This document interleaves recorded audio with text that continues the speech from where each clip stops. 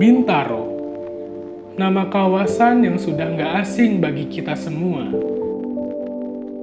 Kini Bintaro dianggap kawasan elit, ditandai dengan banyaknya perumahan bergaya modern, perkantoran dengan gedung menjulang, tempat fashion, makanan, tentunya kafe dan coffee shop yang merebak dengan gaya estetik masa kini.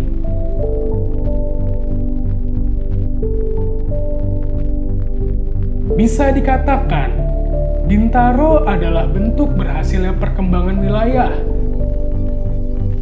Dari infrastruktur yang bagus, perputaran ekonomi yang cepat, hingga gaya hidup yang jarang istirahatnya. 24 jam Bintaro ramai. Apalagi sebelum adanya pandemi ini, pas PPKM level 4 gini aja masih ramai.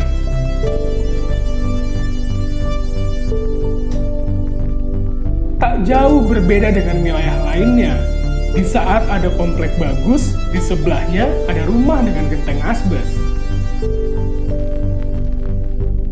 Di saat ada rumah dengan tempat sampah berisi box makanan mahal, di dekatnya ada rumah dengan plastik sampah berisi Indomie soto, plus satu cangkang telur yang hanya dipojokkan di depan rumah.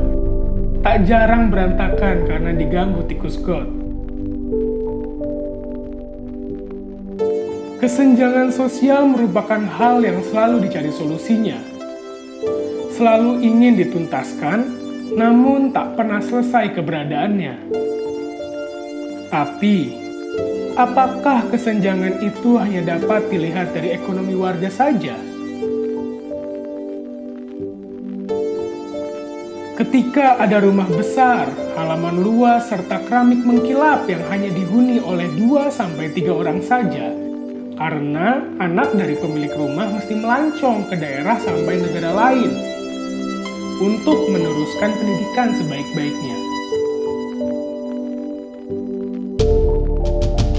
Tak jauh dari situ, terdapat rumah kecil dengan dinding sedikit retak, berkeramik kusam yang banyak gompal.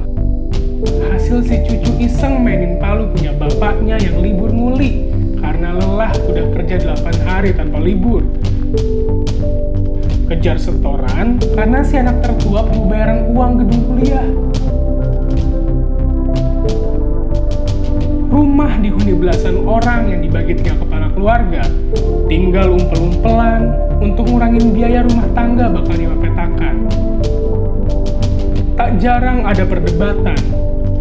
Woi, listrik habis nih. Giliran siapa yang isi listrik? Aktivitas ekonomi di Bintaro pun sama beragam dengan wilayah lainnya. Dari yang berpakaian rapi, masuk pagi pulang sore, pedagang kelas atas sampai tenda gampang gusur, pasar modern sampai becek, pembangunan jalan atau sekedar renovasi atap bocor, penyedia jasa kreatif hingga jasa uang keamanan dan koordinasi wilayahnya mana nih? Satu sisi, kesenjangan punya fungsi saling melengkapi peran antar masyarakat. Tapi kalau yang tinggal minta jatah dengan alasan keamanan dan koordinasi itu gimana ya? Apa masih relevan dengan tujuan majunya kualitas masyarakat? Kurangnya lapangan pekerjaan, kurangnya kualitas manusia, atau mungkin kurangnya kesadaran individu untuk berdaya lebih. Kesenjangan ekonomi, pendidikan, bahkan sampai mental. Tapi, tak ada si kaya jika tak ada yang miskin. Tak ada yang berlebih jika tak ada yang kurang. Tak ada yang rajin jika tak ada yang malas. Hidup bisa menjadi tujuan atau sekedar tontonan, untuk menjadi pelajaran atau sekedar hiburan. Karena hidup tak ada yang paling. Yang kita cari selama ini keseimbangan.